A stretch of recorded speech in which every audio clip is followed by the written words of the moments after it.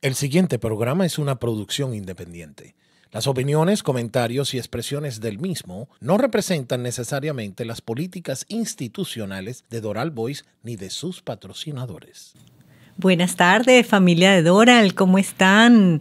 Aquí en nuestro primer programa Mundo Financiero, para ustedes, Kurt Rake, mi compañero, Gracias. María Angélica Olavarría, para servirles. Bueno, primero que nada un saludo para toda la comunidad del Doral. Un poco, no sé si tú, María Angélica, pero yo un poquito nervioso y emocionado porque es nuestro primer programa al aire de Mundo Financiero.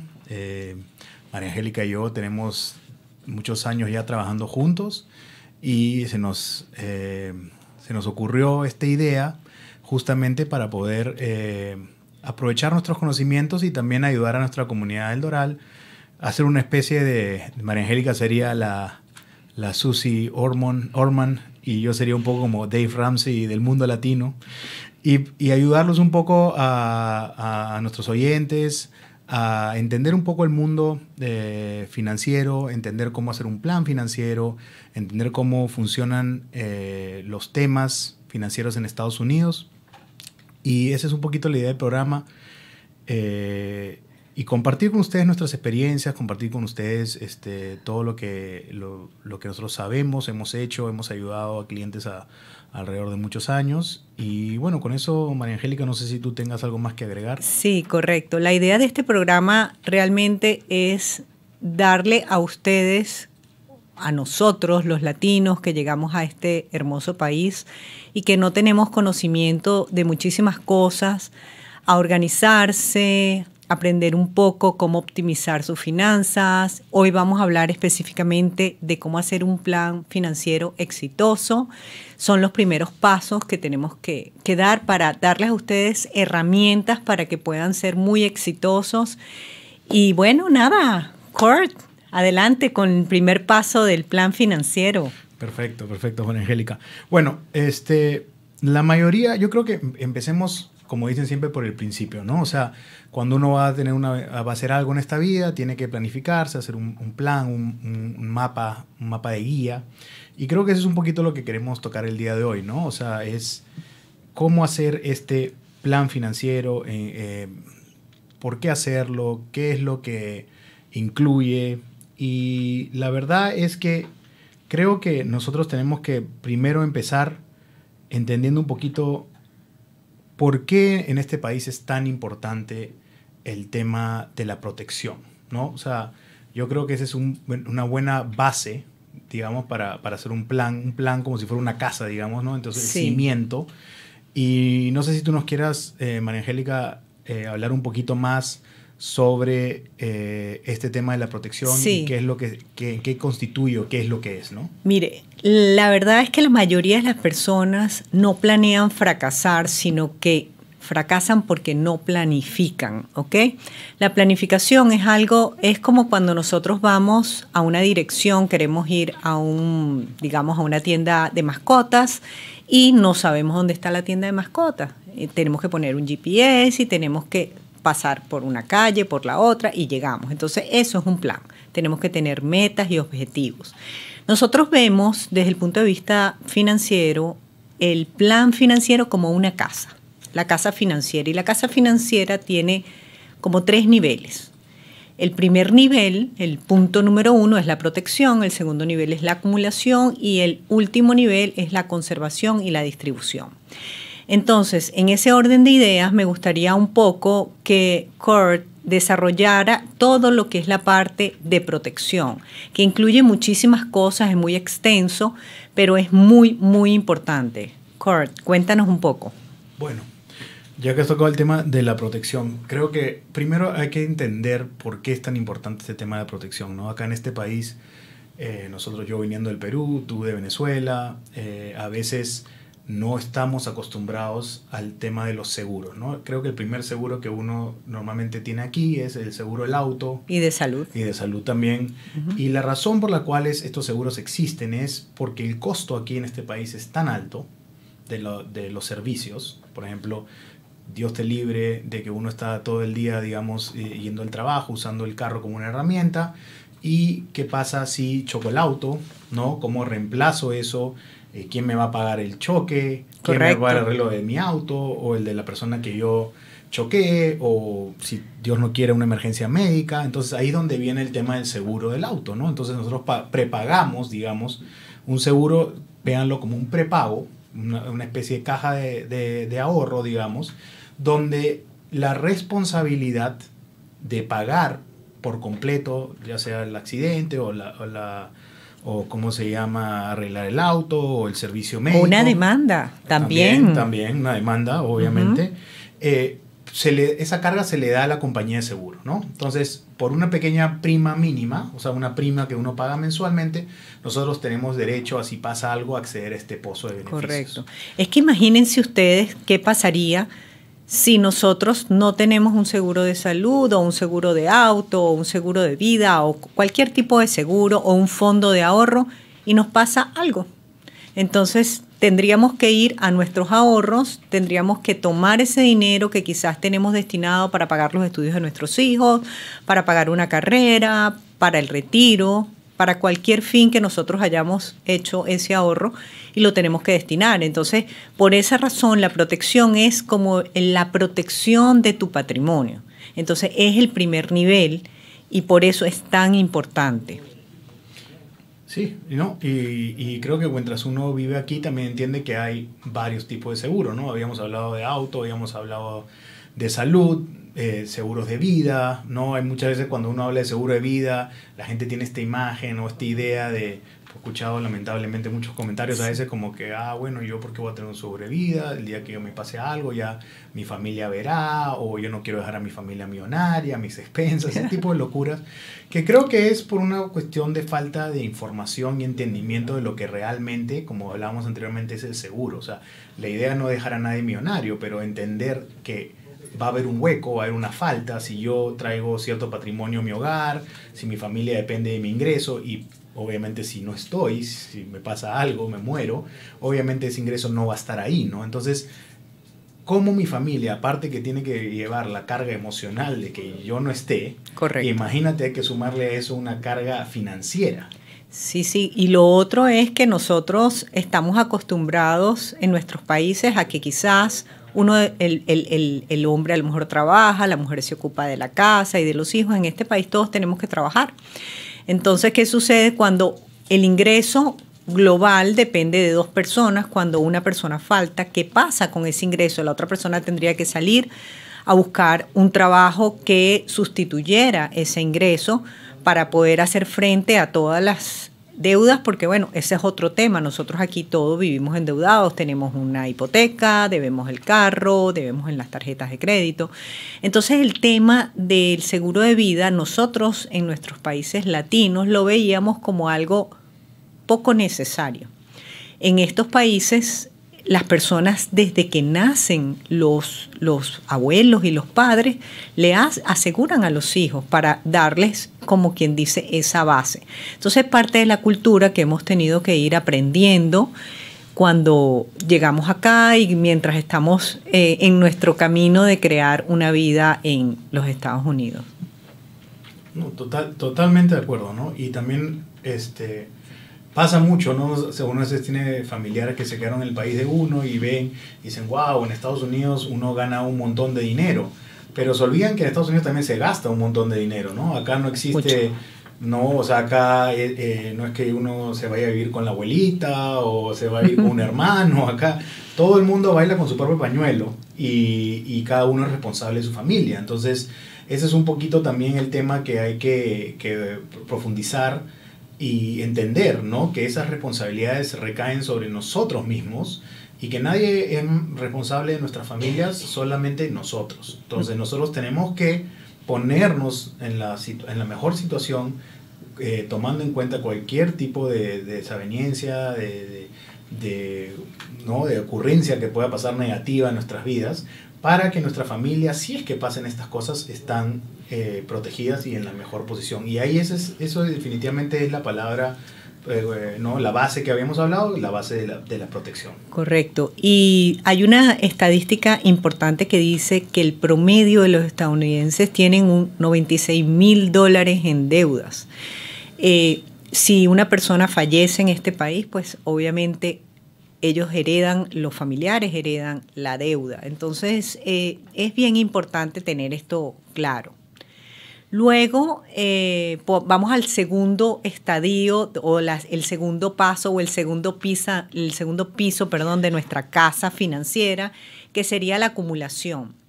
La acumulación comienza cuando nosotros comenzamos a producir dinero. Muchas veces nuestros padres o nuestros abuelos nos heredan una cantidad de dinero y ahí quizás comenzó la acumulación en esta persona. Pero realmente comienza cuando nosotros empezamos a producir, a tener income, como llamamos acá.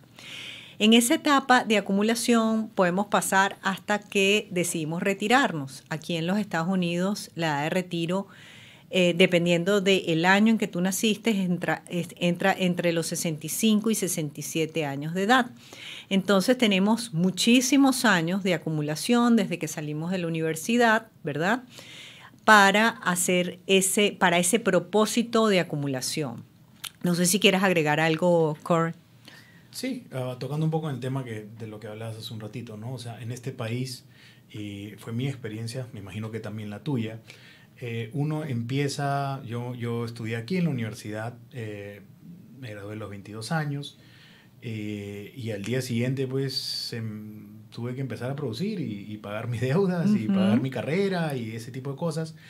Y obviamente uno empieza a producir de temprana edad, y un consejo, te lo dice una persona que ya tengo 41 años, tengo 3 hijos, que a veces uno no se da cuenta que el mejor momento para ahorrar es cuando uno es joven, porque realmente cuando uno es joven no tiene mayores responsabilidades que uno mismo, ¿no? Correcto. Entonces creo que un sano consejo para la audiencia es que entiendan y se lo comuniquen a sus hijos que el mejor momento para ahorrar es cuando uno es joven, cuando tiene menos responsabilidades, y que también es el más difícil de alguna manera porque uno recién está descubriendo tener un poco de plata, tú sabes, ¿no?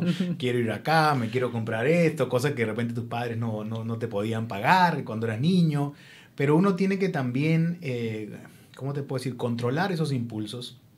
Hay una frase que me gusta mucho en inglés que dice pay yourself first, ¿no? Es págate primero a ti. Y págate primero a ti no es cómprate el auto que quieras, cómprate, no sé, el televisor o la computadora o el teléfono, sino es primero págate a ti, créate un fondo para ti, para tu futuro tú, y de ahí lo que quede después ya eso es un tema un poquito más personal, ¿no? De más o menos, pero yo te diría por lo menos, si se puede, unos 300, 400, 500 dólares mínimo, creo yo, como están las cosas del día de hoy, para que tú tengas esa plata futuro. Y de lo que tú ganes, sacas esa plata primero para que no te la gastes. O sea, cambiar un poco el orden de las cosas. No gastar y después ahorrar, sino primero ahorrar y después gastar. Correcto. Entonces, lo que tú tengas, quítate la parte que vas a ahorrar primero y vive con el resto. Y si quieres, vives al día, al margen, pero ya habiendo ahorrado lo que tienes que ahorrar, porque ese es, ¿cómo te puedo decir?, la clave de la acumulación, ¿no? Sin ahorro no va a haber acumulación, solamente va a haber gasto. Correcto. Yo creo que un porcentaje que se utiliza siempre es el 10% de tu income, el cual tú deberías destinar para tener o una cuenta de inversión de ese tema vamos a hablar más a profundidad en otros programas, pero en la acumulación podemos hacer muchísimas cosas. En la etapa de acumulación podemos utilizar todo lo que es la diversificación de riesgo, que quiere decir, bueno, puedo tener una parte invertida en el stock market con cierto riesgo, otra parte en productos financieros que sean libres de riesgo, pero hay algo aún más importante en la etapa de la acumulación, que es la diversificación fiscal, que aquí se llama tax diversification. Y esto te permite aprovechar muchísimos beneficios que tiene el gobierno para todas las personas en cuanto a ahorrar para su retiro o ahorrar para los estudios de sus hijos.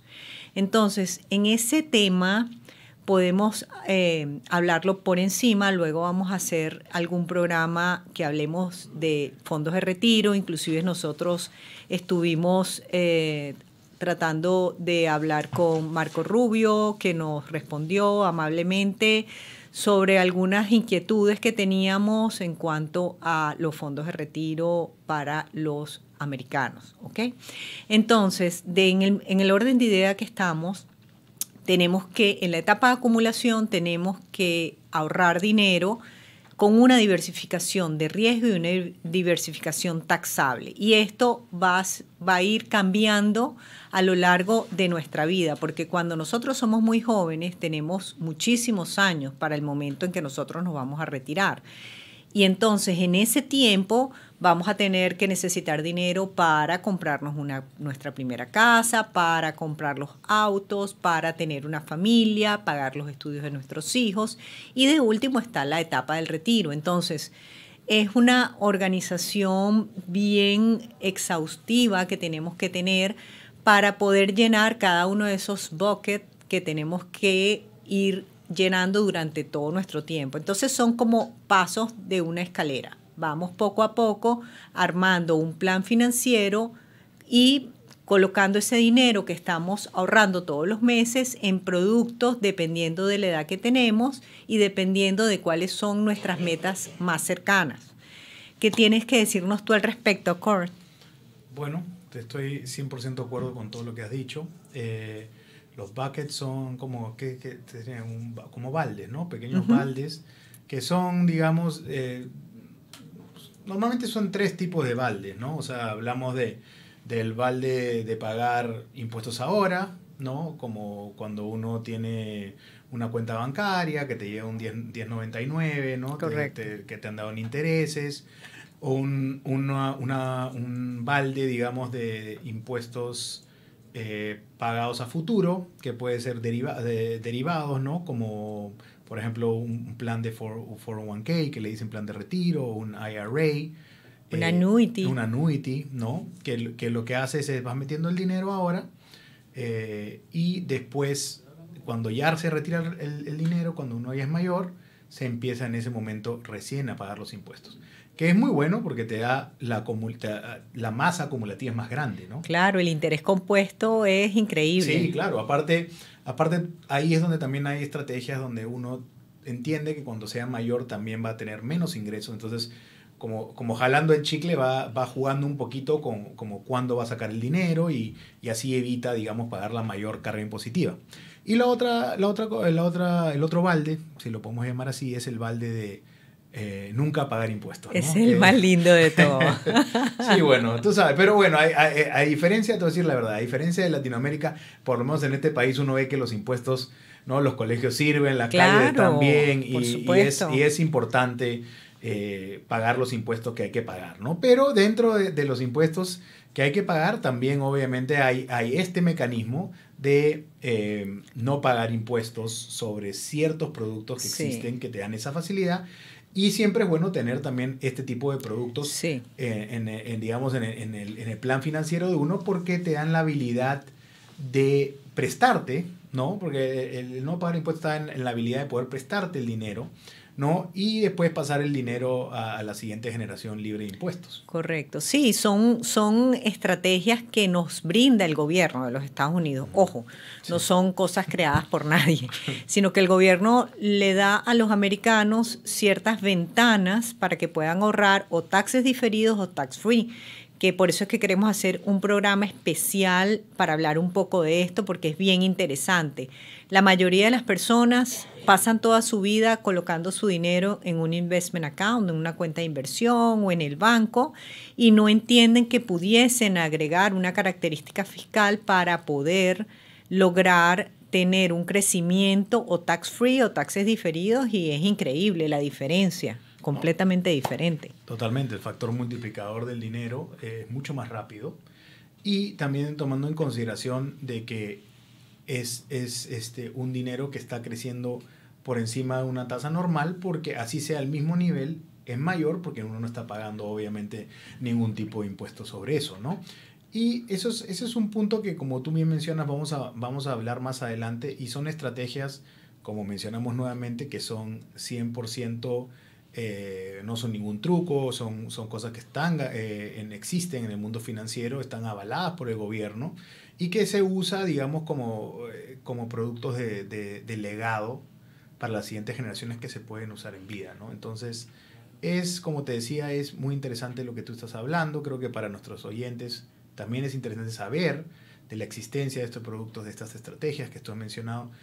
Y creo que esto suma mucho valor a entender qué cosas hay en el sistema norteamericano, como he mencionado, que mucha gente no conoce y que por ende no aplica o no usa en sus finanzas personales.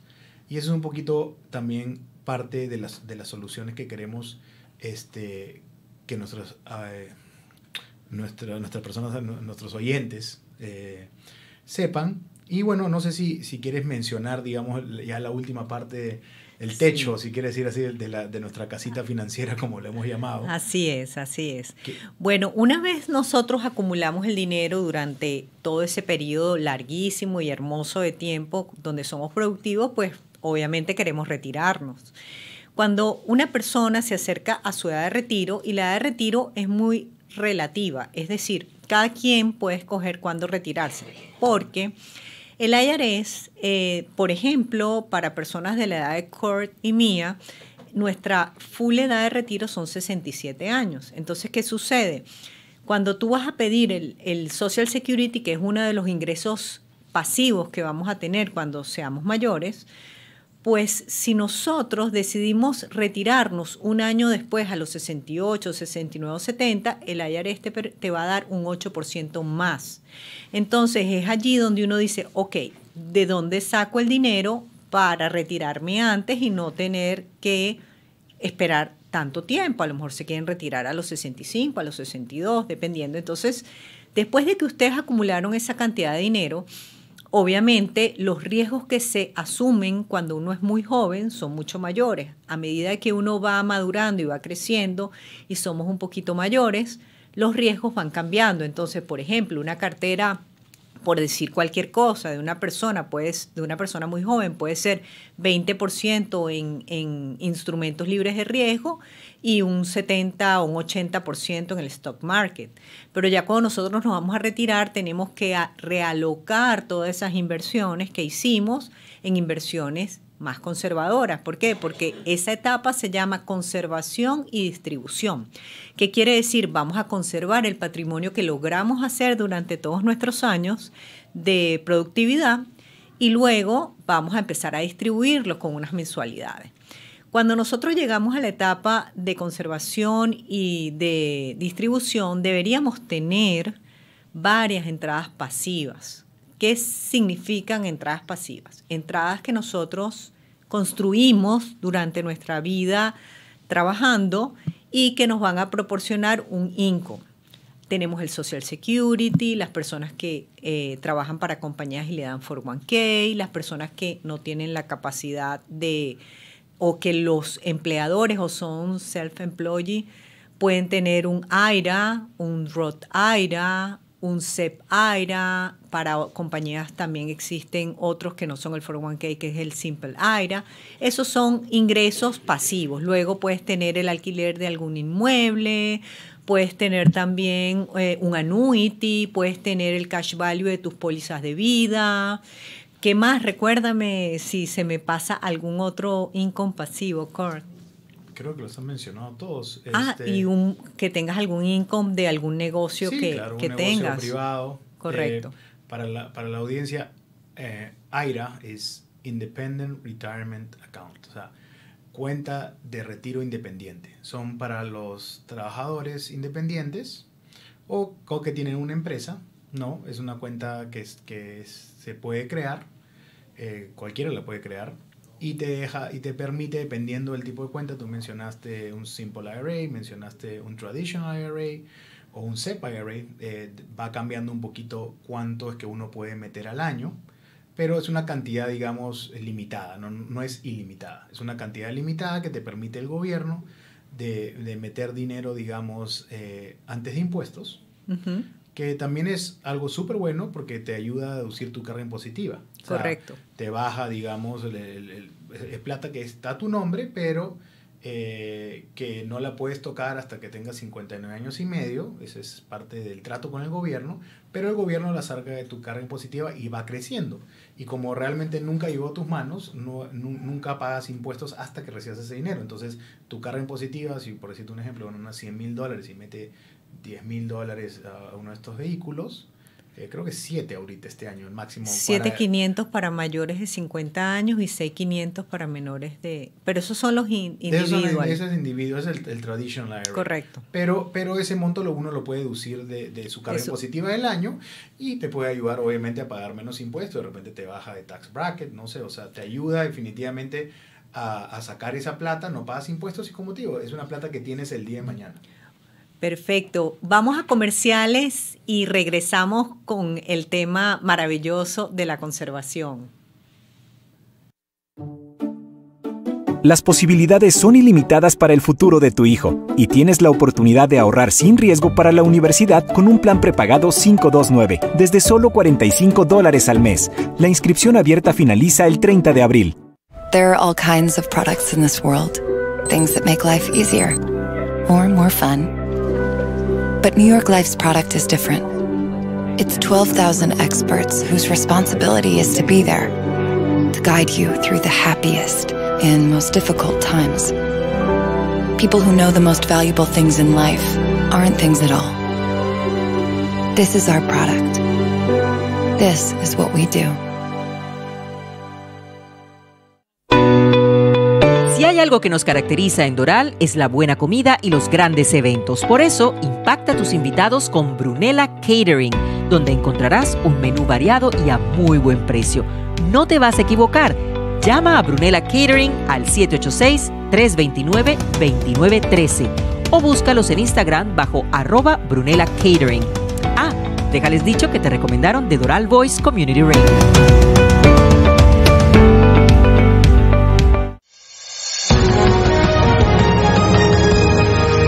El Venezolano News, decano del periodismo de primera por más de 30 años en el sur de la Florida. Búscalo semanalmente en múltiples puntos de Doral o visítalos en su página web elvenezolanonews.com. En tiempos difíciles, una celebración puede ser bien costosa. Eternity Events te puede ayudar a decorar y preparar tus fiestas con excelencia y calidad. Llámate a Valentina al 786-991-3967 o búscalos en las redes sociales bajo Eternity Events para que puedas ver la calidad de los eventos que Eternity Events ofrece. Bueno, María Angélica, seguimos conversando un poquito expandirnos un poquito sobre el tema que habías mencionado del Social Security, ¿no? O sea, yo lo que quiero es para nuestros oyentes que entiendan un poquito por qué tú mencionabas anteriormente, si tú tienes algún tipo de fuente de ingreso, posponer un poquito el Social Security hasta el final. El final, ¿cómo funciona el Social Security? Tú hablabas, dependiendo del año que uno nazca, creo que para nosotros ya es 67, antes era 65. Pero ¿qué pasa? El gobierno, como hay tanta gente que se está retirando y la gente vive más, el gobierno también te da un incentivo para que tú, en vez de reclamar el Social Security a los 65 o a los 67, tú lo puedes empezar a reclamar a los 70 años. Y si tú haces eso, vas a recibir la mayor cantidad de Social Security. Entonces, yo muchas veces hemos hablado esto con nuestros clientes. Es importante siempre y cuando uno tenga los medios, porque hay gente que lamentablemente necesita cada dólar, ¿no? Pero esa es un poquito la idea del plan financiero de hoy, preparar a la gente para que no sea el caso. Y ¿qué pasa cuando uno se retira con el Social Security? ¿Qué pasa cuando uno lo toma a los 70 años? Lo maximiza. Y como el Social Security es para toda la vida, cada vez, y eso lo tratamos de hablar siempre con los clientes, ¿no? Cuando uno lo toma a los 70 años, te dan la mayor cantidad del Social Security, pero el Social Security es para toda la vida, hasta que uno se muera. Es así. Entonces uno, cuando lo toma el máximo, sabe que va a tener el máximo siempre. Porque si tú lo tomas a los 67 años, no, te van a pagar lo que te van a pagar y eso es para siempre. No es que bueno, sí es verdad, a veces te lo cambian por la inflación. Hay un aumento de inflación. Sí, por inflación y cosas lo ajustan, pero digamos va a ser ajustado por eso y todas las cantidades van a ser ajustadas por eso. Pero no es que te van a subir, digamos, el monto, ¿no? Es basado en el costo de vida. es así. Pero si uno lo toma a los 70 años, es el máximo que uno puede tomar.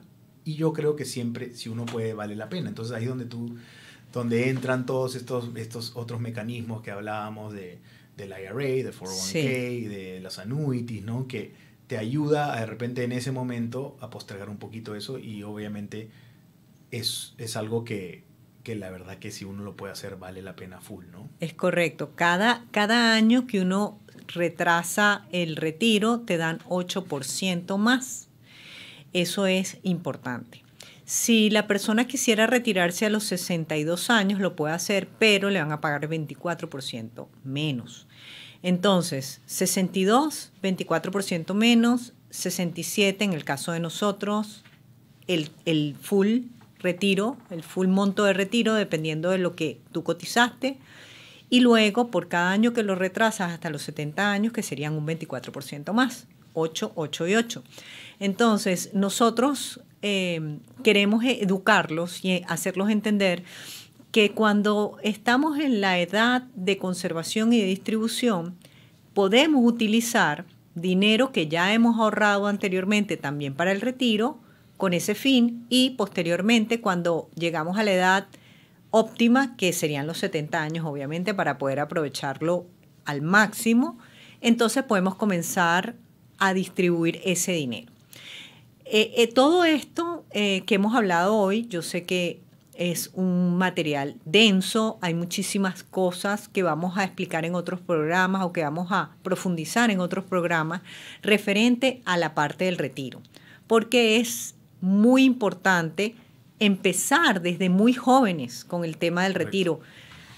Nosotros y Kurt y yo hemos oído muchísimos jóvenes, sobre todo nosotros los latinos, que no estamos acostumbrados a ahorrar desde tan jóvenes para cuando tengamos 65 o 70 años. Las personas lo ven así como, wow, es demasiado, pero no tienen ni idea de lo que pueden lograr si comienzan con muy poco desde jóvenes. Y allí es en donde está la planificación, porque no solamente necesitamos dinero para comprarnos una casa y poner una inicial para comprar una casa y para comprar carros. Nosotros necesitamos que no ser una carga para nuestros hijos, y eso es importantísimo. Yo no sé cómo lo ves tú, pero a mí eso me preocupa. No, a mí te soy muy sincero, nos ha pasado. O sea, a veces nos reunimos con clientes que quieren empezar a hacer cosas ya mayores, por decir, ¿no? Y lamentablemente el tiempo es extremo, ¿no? O es tu mejor amigo o es tu peor enemigo. Correcto. Entonces, eso es un tema a veces duro en esta industria, en lo que nosotros hacemos, porque a veces nos juntamos con gente que recién aprende la lección ya de mayor, y obviamente así uno ahorre, ¿no? Tenía que ahorrar mucho dinero para compensar por todos los años que no lo hizo.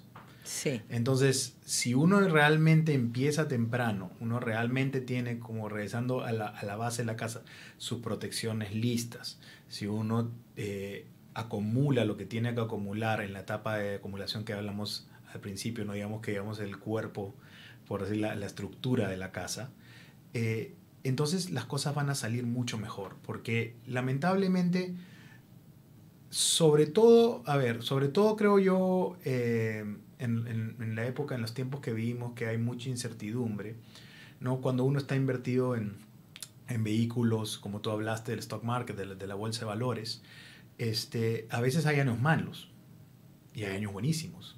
Entonces uno también tiene que dejarle, las inversiones necesitan tiempo. Las inversiones madurar. Necesitan madurar. Eso es como las Correcto. personas. Como igual, las personas. igual. Que las personas, ¿no? O sea, yo creo que eso es. Las inversiones necesitan madurar y necesitas estar invertido en cosas buenas, de valor, pero no asustarte, ¿no? No asustarte cuando las cosas están yendo un poquito mal, porque tú no necesitas ese dinero ahorita. Lo vas a necesitar, digamos, si uno empieza temprano, en 10, 15, 20 años, 30 años, en el mejor de los casos.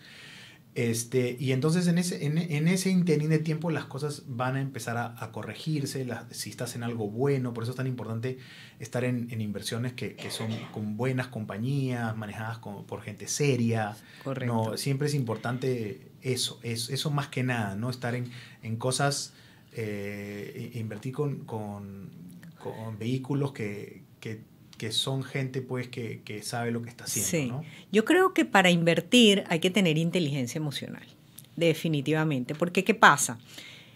El stock market nadie lo puede predecir. Nadie puede saber cuándo el mercado va a subir o cuándo va a bajar. Nadie tiene una varita mágica para saberlo, pero sí sabemos y vemos, si nosotros vemos la historia de la bolsa, pues entendemos que en un 75% la bolsa ha estado en alza y un 25% ha estado en baja. Entonces, cuando las personas van a tomar una decisión de invertir, deben entender que cuando tú estás colocando tu dinero en el stock market, tienes que darle tiempo. Correcto. Van a venir el tiempo de las vacas gordas y de las vacas flacas. El momento, todas las economías pasan por momentos y este es un momento de la economía y vendrán muy buenos momentos y vendrán otros malos momentos. Pero uno lo que tiene es que hacerlo de forma inteligente, hacerlo de una forma bien constante y bien asesorado, Sí, ¿no? correcto. Y lo otro es que allí es donde viene la diversificación de riesgo, que es tan importante en el proceso de la acumulación, igual de la conservación. Porque, ¿qué sucede? Imagínense ustedes que nosotros nos estamos retirando en el año 2022, que fue un año de la bolsa horroroso, donde bajó en 20, 30%. Impresionante. Imagínate que tú solamente tuvieses una cartera en el stock market. ¿Qué pasa? Si tú tienes que liquidar tus portafolios para poder vivir, pues obviamente vas a liquidar alguna pérdida.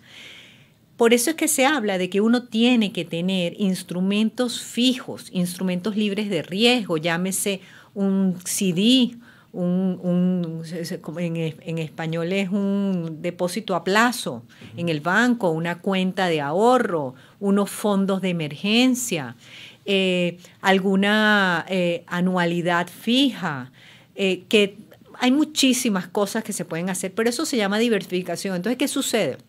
Si el mercado está en baja y yo me estoy retirando, pues ¿de dónde voy a sacar el dinero? De mis instrumentos fijos, de donde yo sé que el dinero que yo voy a sacar no va a impactar ninguna inversión.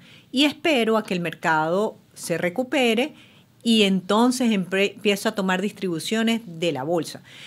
El tema es que no podemos satanizar el tema de las inversiones, solo tenemos que ser muy conscientes y tenemos que estar informados. Y esa es nuestra labor, ¿verdad, Kurt? Sí, totalmente. Y como dices tú, o sea, tienes que tener la bolsa, la stock market se considera una inversión variable, ¿no? Así se le llama variable porque baja y sube, ¿no? Claro. Y tienes inversiones que son fijas, como bien hablaste, puede ser un CD del banco a 1 año, a 2, a 3, puede ser un annuity, pero lo que esto te garantiza, estas inversiones fijas, es que tu portafolio siempre está estable, ¿no? Hay mucha gente que a veces, vale, en verdad, es la codicia, nos gana un poco, ¿no? Decir, oye, pero ¿por qué me estás pagando tan poco si en la bolsa escuchas a alguien decir que en la bolsa?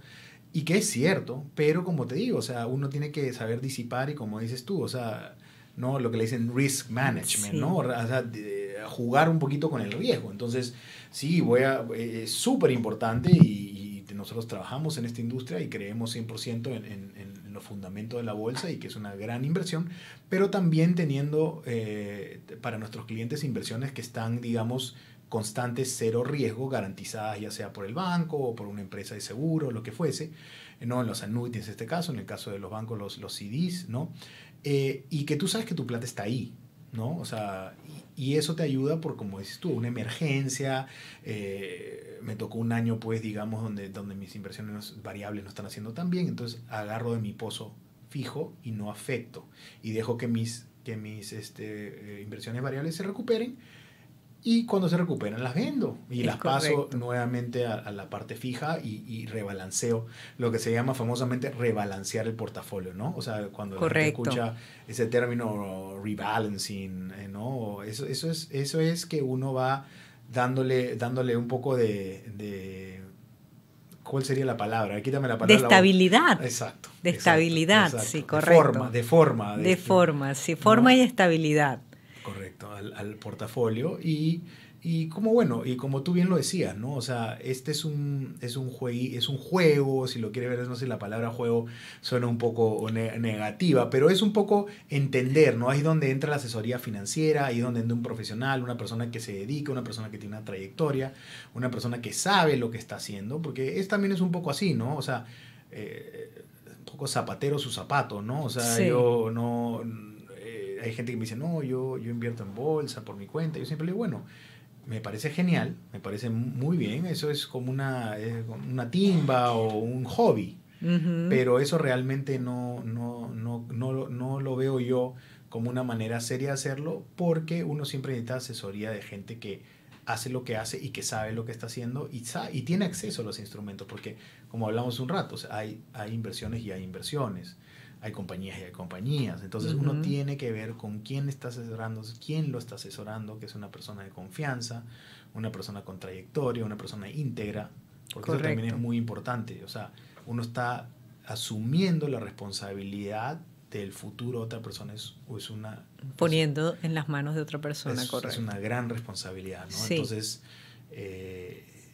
hay que ver con quién uno lo hace. Es importante. Correcto. Otra cosa que yo quería compartir con ustedes una historia, porque el tema de hoy es cómo hacer un plan financiero. Y yo hace muchísimos años, estaba yo muy joven y estaba ingresando en la banca en ese momento, mi jefe me mandó a un curso que se llamaba Inteligencia Emocional y Liderazgo con Daniel Giladi. Daniel Giladi es un americano ex veterano que sus cursos eran excelentes y se daban en una universidad muy prestigiosa en mi país. Yo fui un poquito a regañadientes porque tenía mucho trabajo y la verdad es que en la banca se trabaja mucho. Y fui al curso y salí. Ese curso cambió mi vida, la verdad. Cambió mi vida por completo. Yo aprendí en ese curso algo que aplico desde ese momento, y te estoy hablando hace más de 20 años, o 20 años más o menos, hasta la fecha, es en hacer un plan de vida. Y el plan de vida incluye un plan financiero, porque tu vida es tu familia, tu parte cognitiva, tu salud y la parte financiera. Entonces tú tienes que trabajar en tu vida para poder crecer en todos estos aspectos. Tienes que crecer desde el punto de vista emocional con tu familia, tienes que crecer desde el punto de vista cognitivo, tienes que aprender todos los días algo más, porque si tú no eres capaz de ser una persona diferenciada de los demás, que puedas dar algo que los demás no están dando, pues eres más del montón. Entonces es ser una mejor versión de uno mismo, pero allí está la finanza. Entonces ustedes, mi recomendación es que se sienten y piensen dónde están y dónde quieren llegar. Y para llegar, por ejemplo, porque muchas personas dicen, bueno, yo quiero ser millonario. Sí, bueno, hay una gran diferencia entre un sueño y una meta, que la meta tiene fecha y el sueño es simplemente un sueño. Entonces, tienen que tener metas que puedan ir logrando, ¿verdad? Siempre deben ser ambiciosos en la vida porque, bueno, obviamente el cielo es el límite y nosotros como seres humanos pues no tenemos un límite porque somos maravillosos. Pues el ser humano es la creación divina de Dios. Pero es importante que hagan su plan, que se sienten, que vean dónde están, dónde quieren llegar y empiecen a pensar cuáles son los pasos que lo van a llegar allá. Hagan su GPS para poder llegar allí. Y revisarlo constantemente, ¿no? Revisarlo. Eso es importante. O sea, hay que hacerlo y hay que constantemente revisarlo. No, constante no significa todos los días. Yo lo reviso todos los días. ¿En serio? Bueno, mejor. Pero por lo menos, no sé, una vez cada 6 meses, sentarse a ver cómo uno está haciendo, qué meta se propuso para el año, qué quisiste lograr este año y ver, ¿no? Y ser, como le dicen acá, accountable. Esa palabra en español es... ¿Qué viene a ser accountable? Accountable, como alguien que te está constantemente encima tuyo, ¿no? Que como te está pushing. Que te está marcando. Como presionando. Y esa persona tienes que ser tú mismo, ¿no? O sea, claro. Tú tienes que ser tu propio, digamos, gerente o tu propio jefe en las cuestiones financieras. Y como hemos hablado el día de hoy, ¿no? O sea, empieza por tener un plan, empieza por tener un plan de vida. O sea, no es un plan, este plan financiero se puede aplicar a todo, como es esto. Hay que tener un plan de vida. Y ese plan de vida, como tú bien decías, o sea, empieza con la persona, desarrollarte como padre, hermano, hijo, ir mejorando, como persona, ir aprendiendo cosas nuevas, siempre, ¿cómo te puedo decir? Haciéndote un update, ¿no? Como una versión 2.0, 3.0, ¿no? O sea, como una computadora, si uno lo quiere ver así. Y también la parte financiera, ¿no? Que es donde entramos nosotros para ayudarlos a ustedes. Y de verdad quería aprovechar, ya creo que estamos un poquito cerrando el programa. Correcto. Para que nos ayuden con algún tema, con alguna duda, con algo que ustedes quisieran saber, si nos pueden escribir, dejarnos saber qué les gustaría saber al público, a la comunidad del Doral, a la comunidad latina que nos escucha, donde sea que nos escuchen. Creo que la radio Doral Voice, ahora con internet, es global. Pero queremos ser un espacio para ustedes, queremos ser dos amigos que queremos saber qué los inquieta o qué de repente no conocen o qué escuchan y a veces nos da vergüenza preguntar, que no debería, ojo, la verdad que uno tiene que aprender a preguntar sin miedo, porque nadie nació sabiendo, ¿no? Pero bueno, nos pueden preguntar nosotros y nosotros no los vamos a juzgar, más bien los vamos a ayudar. Entonces, si alguien tiene alguna duda, quisieran saber algo de este mundo financiero en el que vivimos, ¿no? Por favor, María Angélica y yo los vamos a ayudar siempre en lo que podamos y guiarlos. Y bueno, María Angélica, te dejo que tú cierres ya el programa oficialmente, nuestro primer programa. Estoy, la verdad, entre nervioso y muy contento, la verdad, de cumplir este sueño, de poder ayudar, de poder compartir, de sentirme útil. Yo creo que tú también, el sentirse útil es importante, pero adelante. Es correcto. Bueno, familia de Doral, nos vemos el próximo miércoles y todos los miércoles a las 3 de la tarde. Los queremos muchísimo y esperamos que nos digan qué temas quieren desarrollar. Un fuerte abrazo para todos. Bye bye.